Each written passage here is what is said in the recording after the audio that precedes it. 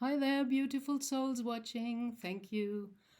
I'm Gabrielle, retired medium in Germany, and I like to share some of my otherworldly experiences and insights.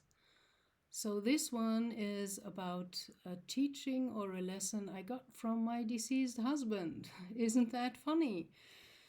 Um, the thing was, after my husband transitioned already 13 years ago, I had the funny experience that I still talked about him a lot, and of course I missed him, but because I was able to assist or be beside him while he transitioned, the experience turned out to be very different from what you normally think accompanying somebody dying in hospice would be.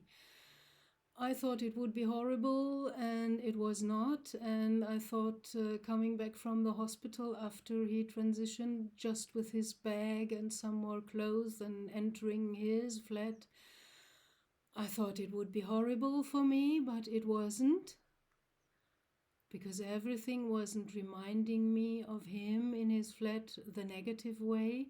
I just saw all the things that he loved, and I felt the love and the welcoming. And it turned out to be so different that it was not that big of a problem to me, although I missed him and felt kind of alone. But I got some signs from him, and I knew he was there. And sometimes I could see him, and in the beginning it was like working with a pendulum or a biotensor. He was just appearing in a little kind of like a round icon, his head, and he was doing yes or no. And when a surprise was coming, he was doing like that, so to alert me that something nice is coming my way. And after a while, maybe half a year or so, I think, some people around me, with a more rational or psychological view of life, started talking to me about, oh, you're clinging to him, you're upholding him, that's no good, you're blocking him to fulfill his soul path on the other side. If you talk of him so much and have so much contact with him from the other side, you're always calling him back, and you should let him go. You have to focus on your life in front of you and not to the past and missing him, so better let go, and so on. That's the usual kind of opinion that's going around falsely, and many people think like that, but it's not like that. And my husband taught me really in a wonderful way, because these people with their speeches about letting go of the deceased ones, they just filled up my head. And then one day I really thought, "Oh, I'm doing something wrong," although I wasn't abusing it. I wasn't calling him every 5 minutes or 10 minutes because of a stupid question I had. I was only calling him really when I was really in need. So that was kind of seldom.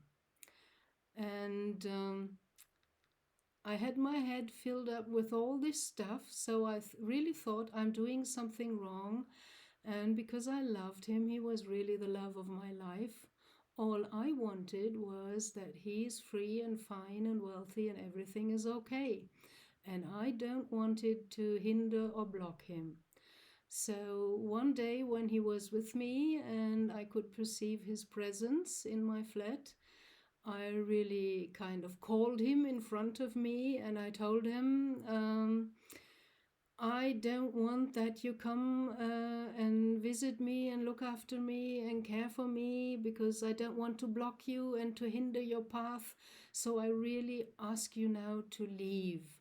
And it's all okay. I will adapt with the time, no problem. Don't worry about me, but I want you free and go your own way and and your cycle, whatever is on your soul path. He smiled at me, looked at me, and then he went out through the closed glass door towards my porch. And I thought, okay, well, I've done it. A minute later, he came into through the closed entrance door of my flat, a big fat wooden door. And he passed through like a ghost and stood in front of me again, laughing really hard and looking at me as if he had made a big joke and waiting for me to understand and to get the joke.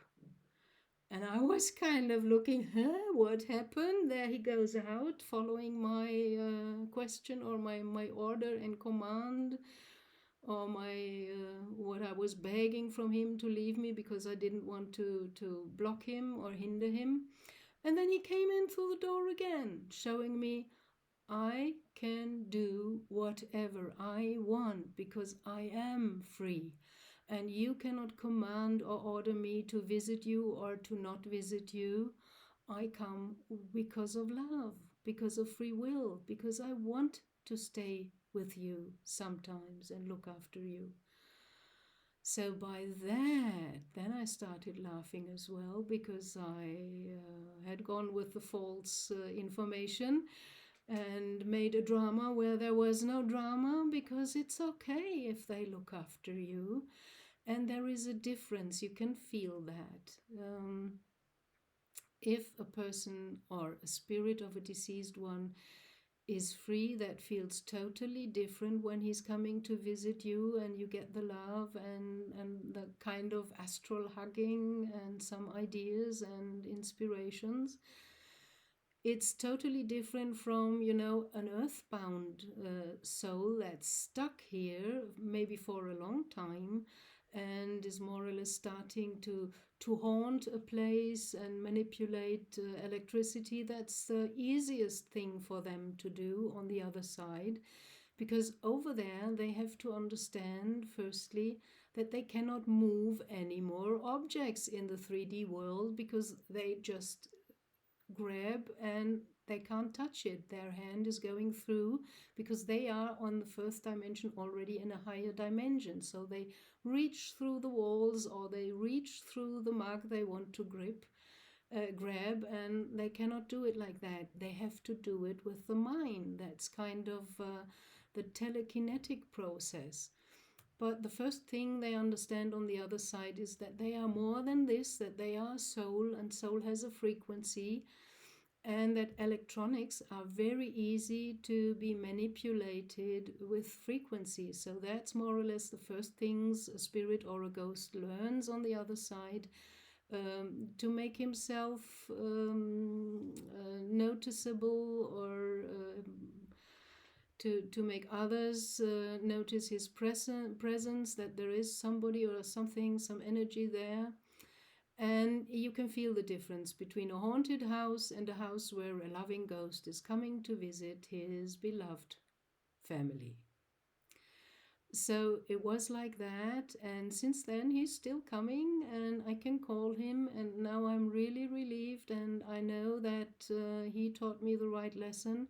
And now you can maybe stop worrying about that, because if your loved ones visit you in dreams, or you feel their presence sometimes during the day, maybe when you play their favorite music, or anything that reminds you of them, even if you talk about them and just think of them and think their name, you call them. That's like a telephone call to the other side.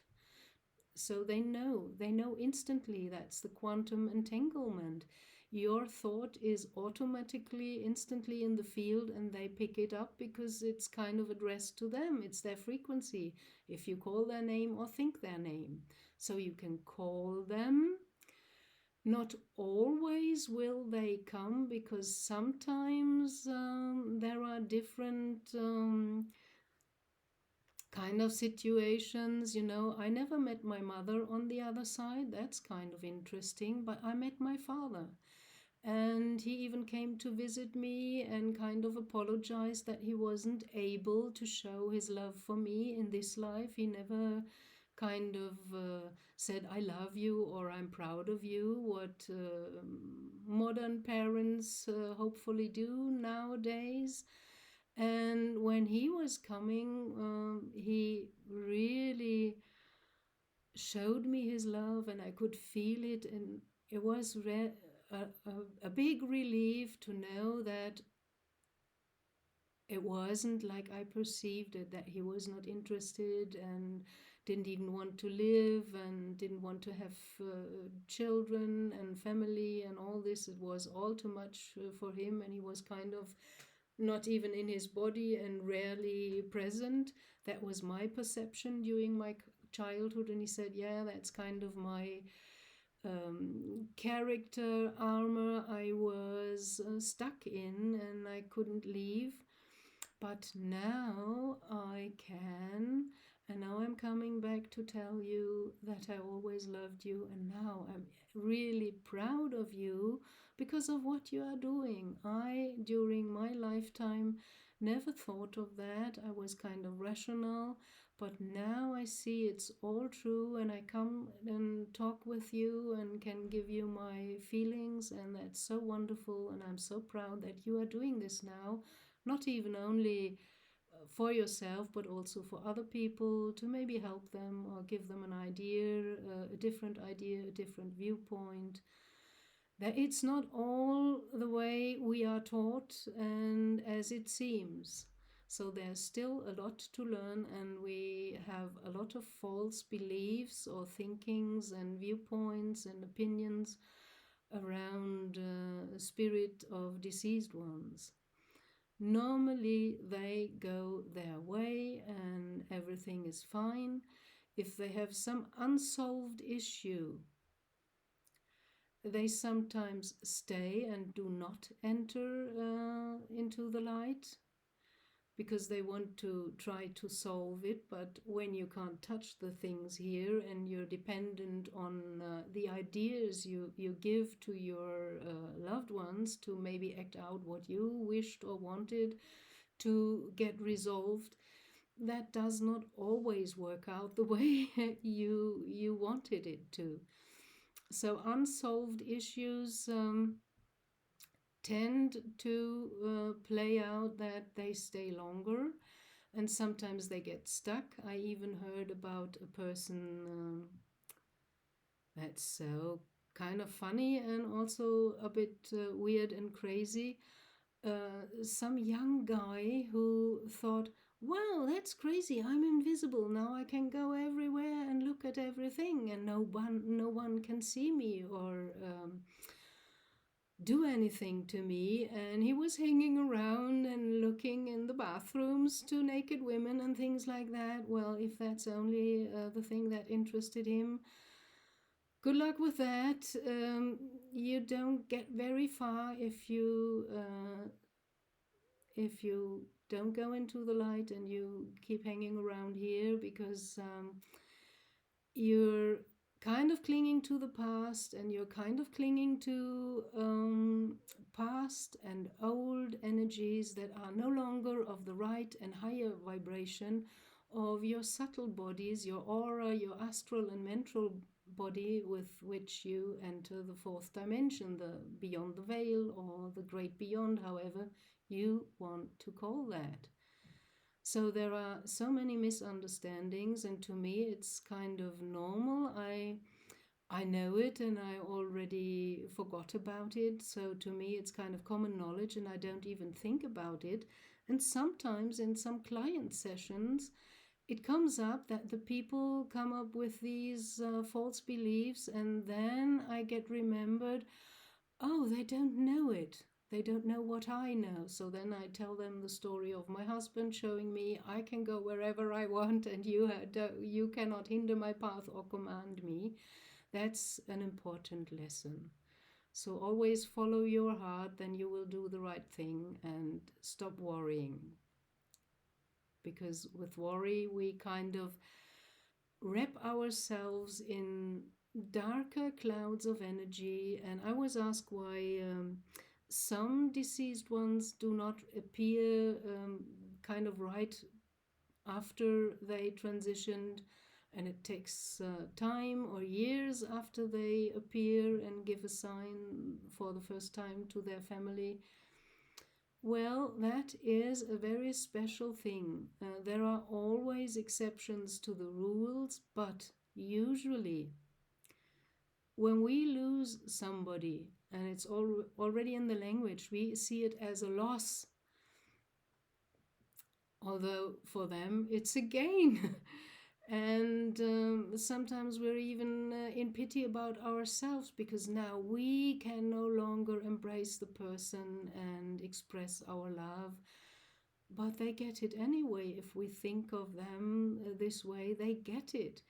And only because we're so bond to this, the world is full of bodies and objects, and we can touch them, and we are used to that. And if there is no longer a body to embrace, that's the hardest thing for us. And I can tell you that's what they miss the most on the other side as well. But there are astral embracings that can take place, and you can feel it. So my husband, even on his deathbed in the hospice, in one clear moment said, "Oh, we will all meet at the angels, and don't be silly to stay alone. I want you happy and free and enjoying your life, and we will meet again at the angels." Well, I didn't want to hear that at that moment. But later on, it all made sense. And now, already years and years ago, he's no longer coming with his, normal kind of body that I knew. He's got angel wings. And I asked him once to embrace me with the angel wings. And I cannot describe with words what a wonderful feeling that was. But I can leave you with the idea. Maybe you can ask your guardian angel or another angel you like, one you know maybe by name or just any angel, to embrace you when you feel you need something like that, just to be in the arms of an angel and feel the relief and feel that everything is okay and everything is getting lighter. We only think within these dark clouds. And if we are grieving too much, then we are surrounding ourselves with dark clouds. And our deceased loved ones are standing beside us, but they can't reach us because the dark clouds hinder them. It's a very low frequency. And they are already higher, so they can't reach out for you because you kind of block yourself, thinking of no more can I embrace him, no more will I see him come around that corner and things like that. So we're totally focused on the past, on the loss, on the pain, and that creates this heavy kind of dark cloudy energy through which they cannot touch or reach us. So it's not them who don't want to reach us after they transitioned. It is us blocking ourselves away from them by the way we deal with sorrow and somebody who transitioned.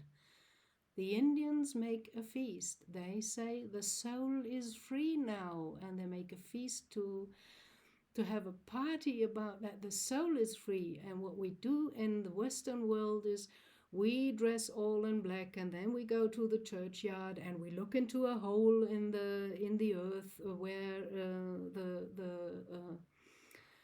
the urn or whatever will go into. So we're all looking at the negative aspect of that. So if you feel in need, call an angel to embrace you. They will come. Leave you with that, beloved souls. Thank you for watching and spending time with me. Blessings, love, and light to you on your soul path. Bye.